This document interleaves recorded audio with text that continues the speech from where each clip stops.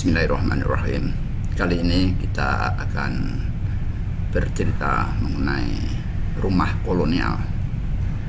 Rumah kolonial adalah secara khusus adalah bentuk jenis arsitektur rumah yang mengacu pada rumah-rumah peninggalan Belanda. Ya, Belanda. Kita tahu Belanda telah menjajah bangsa kita sepanjang 350 tahun atau kira-kira 14 generasi. Artinya kakek kita, kakeknya kakek kita, kakeknya kakek kita, begitu seterusnya selama 14 generasi, cukup panjang. Untuk itu maka jejak fisik yang masih nyata hingga saat ini adalah rumah-rumah jenis kolonial. Memang secara arsitektur, akar daripada arsitektur rumah kolonial Belanda ini banyak dipengaruhi oleh arsitektur dari Inggris, dari Belanda, dan dari Portugis. Kita kalau sedikit mau bicara detail daripada arsitek tersebut, maka akan akarnya sampai ke 3 jenis arsitektur, yaitu Belanda, Inggris, dan Portugis. Kenapa begitu? Karena ketiga bangsa tersebut adalah mereka-mereka yang menginjakkan kakinya di bumi Nusantara ini. Meskipun awalnya niatnya hanya ingin berdagang, mencari rempah-rempah, namun keenakan dan kemudian bercokol berlama-lama, bahkan ingin bertempat tinggal, tidak ingin pulang ke rumahnya, dan seterusnya dan seterusnya. Kembali ke arsitektur kolonial. Jadi arsitektur kolonial ini uniknya memang mempunyai latar belakang bentuk arsitektur yang berakar dari Belanda, bangunan-bangunan di Belanda, bangunan-bangunan dari Inggris, dan bangunan-bangunan di Portugis. Ciri utama mereka adalah kita tahu ya bahwa di Eropa memang seni arsitektur itu sudah sedemikian tinggi.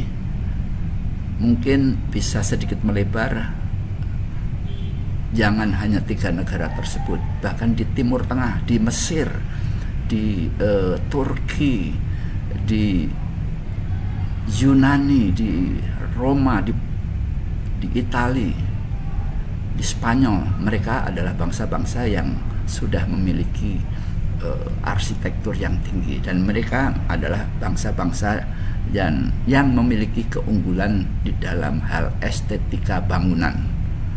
Kita lihat saja, perhatikan saja. Jadi bangunan mereka kalau membuat garis lurus, dia lurus betul sepanjang 10 meter, 12 meter, bahkan 25 meter bentangan tetap lurus. Apabila dia membuat lengkungan, profil cekukan atau tonjolan sepanjang bentangan 10 meter hingga 15 meter, atau bahkan selebar bangunan tersebut mungkin sampai 40 meter pun juga simetris, lurus, dan itu adalah kelebihan mereka. Kemudian kenapa ini sekarang menjadi bangunan kolonial yang tidak sedetail mereka? Karena mereka, para arsiteknya, para pimpinannya menginginkan bangunan-bangunan yang bagus, tetapi pekerjanya adalah orang-orang kita. Dan kita akui bahwa orang Indonesia apabila membuat bangunan, kita harus akui, maaf, ini bukan sebuah penghinaan, tetapi kemampuan secara genetik mereka belum bisa membuat presisi garis atau lengkung dan lain sebagainya seperti orang di Eropa, sehingga hasil daripada sentuhan tangan-tangan pimpinan para arsitektur dari Barat, namun pengerjaannya oleh tukang-tukang kita, maka jadilah bangunan kolonial ini. Lengkung-lengkungnya sedikit, semi minimalis. Namun ternyata sepanjang periode waktu ini meninggalkan keindahan yang ciri khas, yaitu coba perhatikan pintunya, dindingnya, jendelanya, semuanya memiliki profil, namun profilnya profil semi minimalis. Pilar-pilarnya ada ukir-ukiran, ada lengkung-lengkung, semuanya ada unsur-unsur Eropanya. Dan hal itu mungkin ditampilkan dalam bangunan-bangunan, apakah bangunan berbentuk istana seperti untuk bangunan gubernur jenderal atau para residen yang sedikit lebih kecil, atau mungkin level camat atau wedana mungkin lebih kecil lagi, atau bahkan rakyat jelata yang mampu membangun rumah bagus mungkin dalam ukuran tanah yang lebih kecil, namun mereka menggunakan detail-detail kolonial sehingga rumahnya tersebut seperti apik dan sangat ciri khas kolonial. Ada unsur Belandanya, ada sentuhan Belandanya. Maka bagi para penonton, apabila Anda melihat sebuah rumah yang semi atau jenis kolonial, selalu ingin berhenti, apalagi jika rumah tersebut dirawat dengan baik dan halamannya juga ditata dengan baik dan rumahnya dirawat dengan baik, semua kerusakan-kerusakan tetap dipelihara dengan baik, genteng-gentengnya disulam dengan menampilkan bentuk aslinya, maka hati kita berdesir karena membayangkan bahwa ini adalah zaman dahulu kala, minimal 100 tahun yang lalu. Kita kan merdeka sudah 70 sekian tahun, jadi 100 tahun yang lalu di mana Belanda masih bercokol. Kira-kira itulah suasananya bangunan kolonial yang sedang kita tampilkan di sini.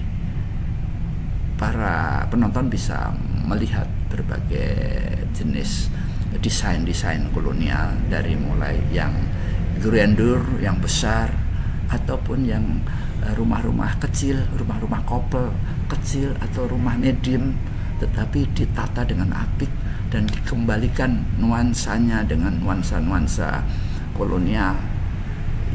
Nuansa kolonial itu ciri khasnya adalah lantainya menggunakan tekel, namanya tekel, bukan keramik ya, tapi tekel. Bukan ya, kalau nggak tekel adalah langsung marmer Eropa, marmer Itali. Nah, kemudian pintunya kebanyakan mereka menggunakan simetris kiri kanan. Kalau ini mirip-mirip Georgian, bisa ditonton di seni arsitektur Georgian dari Eko Papa Channel yang lain. Nah, di sini selain lantai dan profil-profil adalah ceilingnya yang tinggi ini adalah ya minimal 4 meter ya, kebanyakan antara 4,5 hingga 5 meter ceilingnya, sehingga tampak lega rumah tersebut dan plong, dan kemudian jendelanya besar, dan mereka ciri khasnya selalu pintu dan jendelanya double, ada jendela luar dan jendela dalam. Jendela dalam biasanya dari kaca ya, kemudian jendela luarnya diisi dengan krep ya, ada lubang-lubang kisi-kisi angin. Jadi kayu garis-garis, ada krepnya. Terus kemudian lubang angin-angin. Waktu zaman dulu belum ada air conditioning ya, belum ada AC. Jadi mereka orang Belanda paham di daerah tropis ini cuaca panas, mereka ingin nyaman, jadi menggunakan angin-angin, pintu angin-angin, sampai namanya pun sekarang ada lubang angin-angin. Nah, itu ciri khas daripada rumah Belanda, sehingga apabila kita melihat rumah Belanda yang dipelihara secara apik, dirawat, warnanya dibikin putih bersih, dan lekuk-lekuk kiri kanannya, halamannya ditanami pohon-pohon yang memadai, tidak terlalu rimbun tetapi tidak terlalu kering, maka betapa keindahan rumah kolonial ini membuat siapapun akan berdesir hatinya, ser begitu, ingin memiliki. Tapi kan ini rumah kolonial pasti mahal harganya. Para pemirsa bisa melihat rumah-rumah di Menteng atau di Bandung. Sekarang kita bisa menikmati rumah kolonial yang menjadi kafe. Kita bisa datang ke kafe-kafe tersebut dan sambil lewat ke pintunya kita pegang-pegang profil-profilnya. Ini adalah rumah Belanda asli. Di daerah Dagu banyak sekali rumah yang dikonversikan menjadi kafe. Kemudian di Surabaya juga daerah tertentu, daerah Diponegoro, antara Diponegoro dan Raya Darmo itu banyak rumah-rumah Belanda.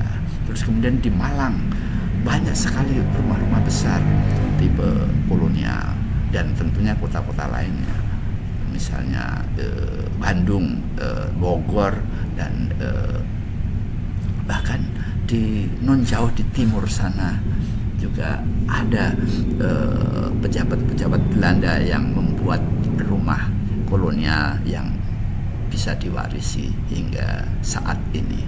Demikian rumah kolonial yang kami sajikan kali ini. Selamat menikmati.